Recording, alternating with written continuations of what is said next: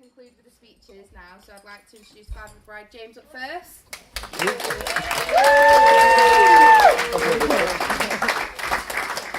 No, it's just a pleasure to be here today. I'd just like to thank everybody for coming. Stop taking pictures.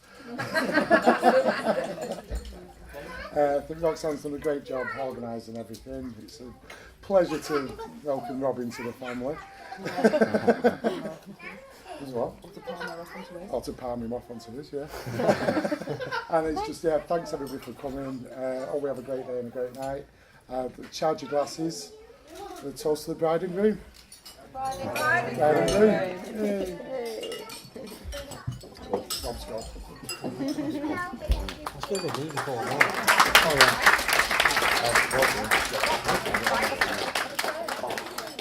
Yeah. Very introduction. So the second speech, ladies and gentlemen, is the groom himself. Put hands together. Come on, Rob. I can't speak in front of people, so don't expect anything massive here because I will just crumble. I'd wrote a list down of thank yous and things I wanted to say. I'd ironed my clothes and my jumper for tomorrow morning because we're staying over. She told me to put it in the car last night. I said, I'd be right, I'll do it today. Yeah, I didn't do it today, so I've left the clothes and I've left. So you see me like this tomorrow morning. There's a lot of thank yous that I have to say, but I'll do it in a second. To my wife. Your wife. Oh. I am the luckiest person in the world right now. I feel like the luckiest person. I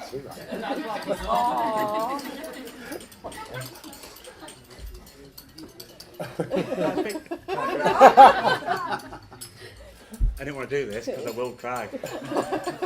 I am ridiculously happy, and as you can all see, I am the luckiest person in the world. You are amazing, you look beautiful.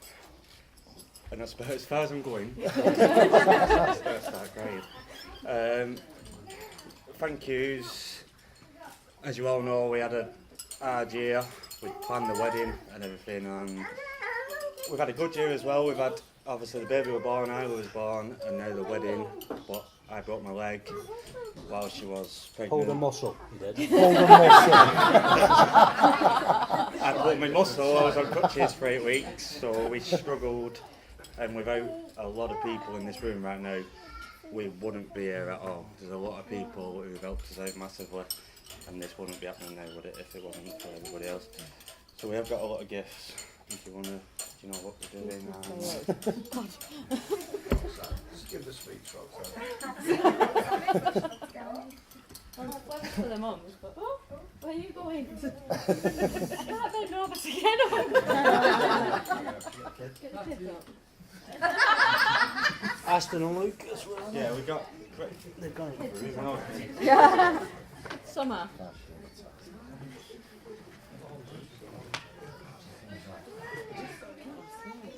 Right, Luke. Summer.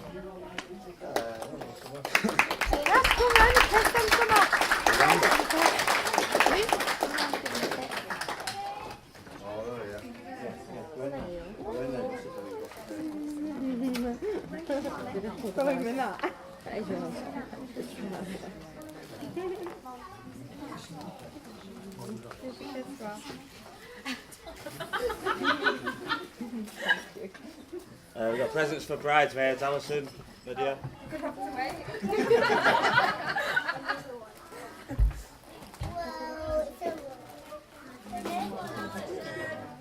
Oh, thank you!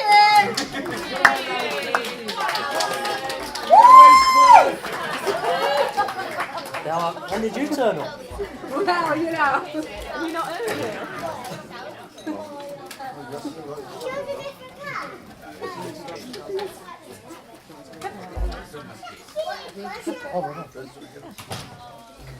No, help me, daughter.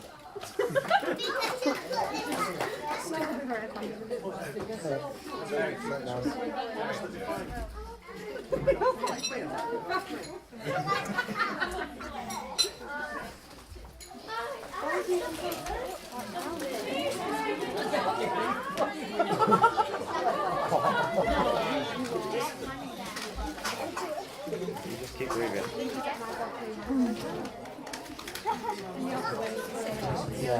Right, he's petrified here. Just drag it out a bit longer up. So do a few more laps.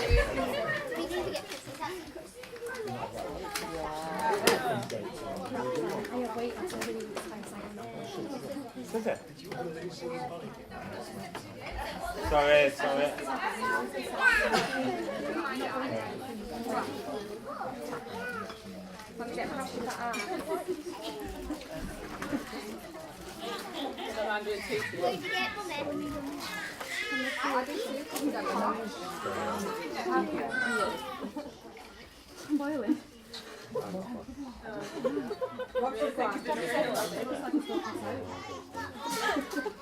You alright, Chris? Yeah, I'm happy. Apart from that, everybody just have a good night and enjoy the rest of the evening. Chris, thanks for coming.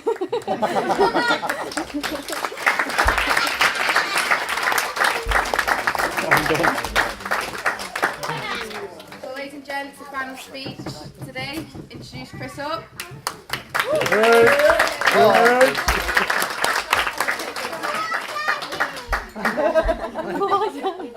If I'd have known we were only giving 30-second speeches, I wouldn't have bothered writing a Well, whole we've been bit. waiting for you.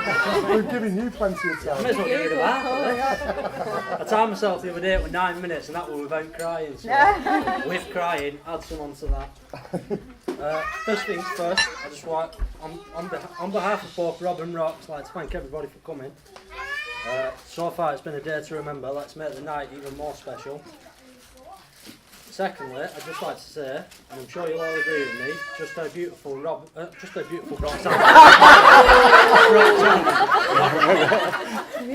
and her bridesmaids, they're all beautiful today. Rob certainly is a very lucky man. Because he's so beautiful, Chris. For those of you that don't know me, I'm Chris, Rob's best man, and also his little brother. I think it says a lot about a man when he chooses his brother to be his best man, but most of all it says Rob has got no friends.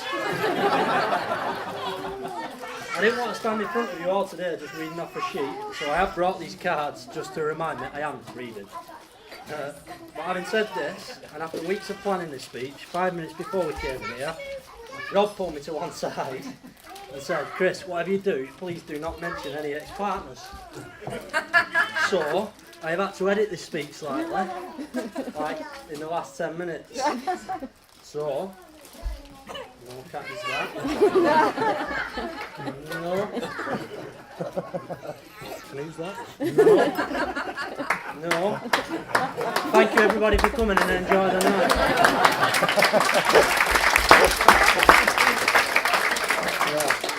I am only joking, Rob. This room is nowhere near big enough to fit them all in. No, I am only joking. They're saying sometimes you have to kiss a few frogs to find a princess. Could not be more apt. This is probably where I start crying. I genuinely believe that in Roxanne, he has found his princess, his soulmate. And knowing Rob not only is his brother, but also is his best mate, he knows he has found his future. Stop showing Mommy here. Oh, you can't do all of it, can you? No, you can't do all of it, can you? You are both extremely lucky today. You, Rob, get to leave here today with an absolutely stunning partner you get to call your wife for the rest of your life. And you, Roxanne, well, you get to leave here with a stunning dress and an okay clothes. Growing up with Rob, we were really close, always playing football and cricket in the garden. It's a shame the games weren't more competitive, but you're very poor at both, so it was what it was. Rob taught me a lot growing up. I always remember my very first day at secondary school. We went to a school called Thornley, a school where the uniform colour was a rather unfashionable shade of brown. Rob was 2 school years above me, so on my very first day I got dressed and my mum made me wear a brown packer mac. I looked in the mirror and thought, yeah, I look the part, coolest kid in school. Well, so I thought. Me and Rob set off walking to the bus stop when Rob stopped me 100 100 yards down the road, he looked at me in disgust and said, "Right, seriously, you are not wearing that coat. You will be bullied and beat up by the end of the day." So he made me take it off and hide it in some bushes at the end of the street. When we got home that night, the coat had gone, and I had to explain to my mum how I had lost that coat on my very first day. Needless to say, Golden Charlie here denied all knowledge of it, and I was grounded for a week. Another memory of our school days came when Rob was 15. He found a water lump in his groin area. That's not the joke. He had to have an operation to have it removed. After having a week or two off school, he went back in. He had only been in an hour when he got a pain in his testicles every time he moved. In agony and panicking, he decided to go see the school nurse. He told her all about his operation and that he had thought his stitches had come undone. The school nurse immediately rang my dad, who had to leave work and lose a day's pay to go and collect him. Once home, and after crying all the way there, my dad sat down and said, "Right, Rob, take your trousers off and let me have a look at your stitches." As soon as Rob started taking his trousers down, my dad spotted the problem. It wasn't the stitches, or in fact anything to do with his operation. It turns out that big, hard Rob had a pubic hair stuck in his zip-lock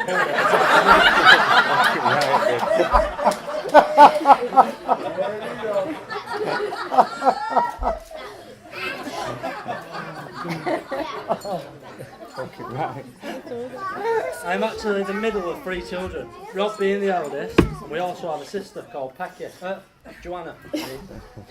Though obviously being the firstborn and my mum and dad's favourite son, Rob got all the new clothes. I had to make do with them very same clothes just 2 years later. Rob, just stand up a sec for us. This size difference isn't a new thing. I've always been this much taller than him. There are photos of when we were younger where Rob is wearing a red woolly Bart Simpson jumper quite happily. And there is another photo 2 years later where I'm wearing what can only be described as a red woolly Bart Simpson crop top. to give you all more of an idea of my middle childitis, my dad actually bought Rob's wedding suit today, so if any of you are interested in what I would look like on my wedding day, just picture Rob's suit and me. So like we're talking there. In all seriousness though, we are a very close family, and to stand before you all today as Rob's best man fills me with immense pride.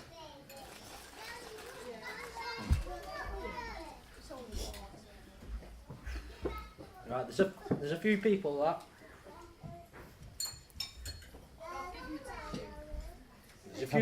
can't be with us today, who I know would be just as proud of you as I am.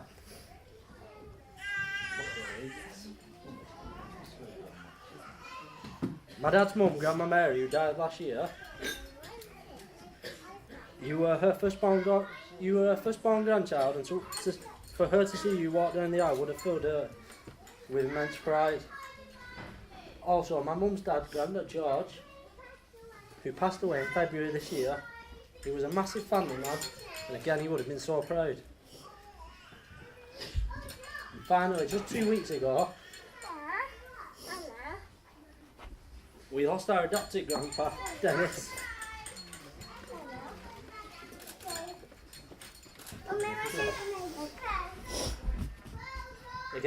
Again, he would have been so proud, and I know all 3 of them will be looking down on us today, and he'll be so happy with both Rob and Roxanne.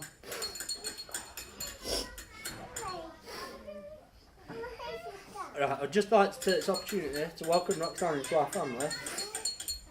We all love you already, and everyone in this room today can clearly see just how happy you make each other. Rob, I couldn't ask for a better big brother. You were an amazing dad to Ashton, Amber and now Isla, as well as stepdad to Summer and Lucas. I am so proud to call you my brother. I love you, mate. So